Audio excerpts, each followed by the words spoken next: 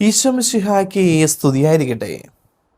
യേശുവിൻ്റെ വാഗ്ദാനമായ തൃത്വത്തിൽ മൂന്നാമനും നമ്മുടെ സഹായകനുമായ പരിശുദ്ധാരൂപിയുടെ തിരുനാൾ ക്രിസ്തീയ സഭകളെല്ലാം ഒന്നുപോലെ ആഘോഷിക്കുന്ന തിരുനാളാണ് പന്തക്കൊസ്ത തിരുനാൾ.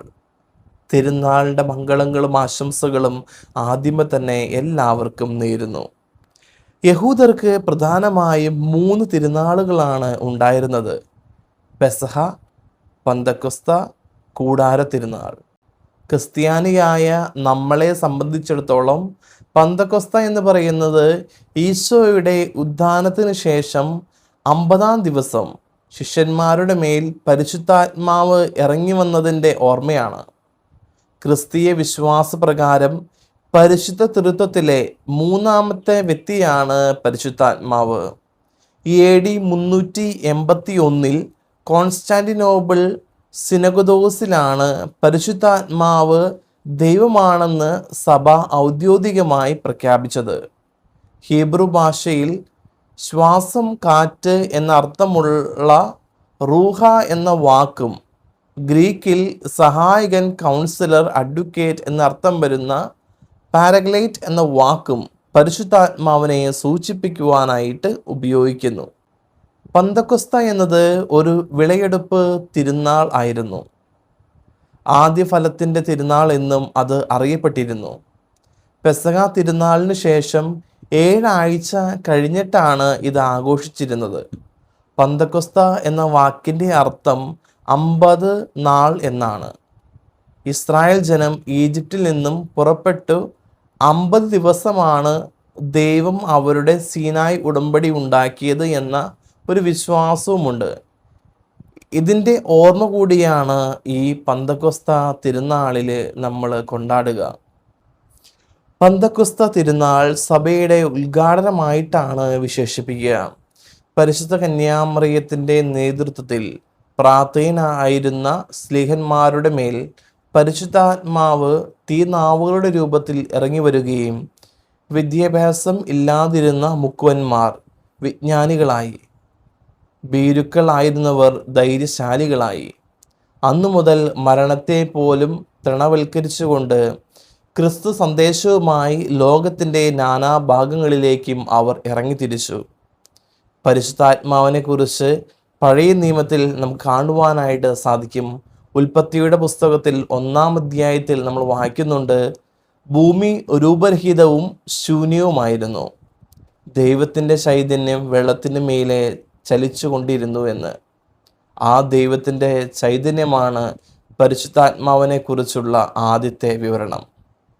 പഴയ നിയമത്തിൽ നാഥാൻ പ്രവാചകന്റെ ധൈര്യവും ഏലിയ പ്രവാചകന്റെ തീഷ്ണതയും മോശയുടെ നേതൃത്വവും പരിശുദ്ധാത്മാവിൻ്റെ നേരിട്ടുള്ള പ്രവർത്തന ഫലമാണ് എന്ന് നമുക്ക് മനസ്സിലാക്കാം. ദാവീദും സോളമനും രാജാക്കന്മാരായി അഭിഷേകം ചെയ്യുമ്പോൾ അവരുടെ വ്യക്തിത്വത്തിന് മാറ്റം വരുന്നു. ഇങ്ങനെ ഒരാളുടെ വ്യക്തിത്വത്തിന് തന്നെ മാറ്റം വരുത്തിയ ശക്തി വിശേഷണമാണ് പരിശുദ്ധാത്മാവ്. പുതിയ നിയമത്തിൽ വരുമ്പോൾ ആത്മാവ് ശക്തി എന്നതിന് അപ്പുറത്ത് ഒരു വ്യക്തിയാണ്.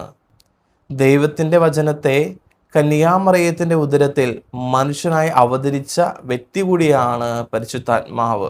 സ്നാപയോഹന്നാൻ രാജാവിൻ്റെ അടുത്ത് നിങ്ങൾ ചെയ്യുന്നത് തെറ്റാണ് എന്ന് പറയുവാനുള്ള ശക്തി അവൻ ലഭിച്ചത് അത് പരിശുദ്ധാത്മാവിൽ നിന്നാണ്. യേശുവിനെ ക്രൂശിച്ചവരുടെ അടുക്കൽ ചെന്ന് നിങ്ങൾ ക്രൂശിച്ചവനാണ് വരാനിരിക്കുന്നവൻ എന്ന് പറയുവാൻ അവർക്ക് കിട്ടിയ ധൈര്യമാണ് പരിശുദ്ധാത്മാവ്. പരിശുദ്ധാത്മാവ് വരുമ്പോൾ നമുക്ക് കിട്ടുന്നത് ആത്മവിശ്വാസമാണ്, അതായത് കോൺഫിഡൻസ്. ഒറ്റയ്ക്കല്ല, കൂടെ ആരൊക്കെയോ ഉണ്ട് എന്ന ഒരു ധൈര്യം. നമ്മുടെയൊക്കെ ജീവിതത്തിലെ പരിശുദ്ധാത്മാവിൻ്റെ അഭിഷേകവും നിറവും നമ്മളെല്ലാവരും തന്നെ ആഗ്രഹിക്കുന്നുണ്ട്. എന്നാൽ ഏറെ ആഗ്രഹിച്ചിട്ടും ചിലപ്പോഴൊക്കെ ഒരുപാട് പ്രാർത്ഥിച്ചിട്ടും പരിശുദ്ധാത്മാവിൻ്റെ അഭിഷേകമൊക്കെ നമുക്ക് ലഭിക്കാതെ പോകുന്നുണ്ട്. നമ്മൾ ചെയ്യേണ്ടത് ഒരു ചെറിയ കാര്യമാണ്. അപ്പസ്തോല പ്രവർത്തനം 2-ാം അധ്യായം 1 മുതൽ 4 വരെയുള്ള തിരുവചനങ്ങൾ.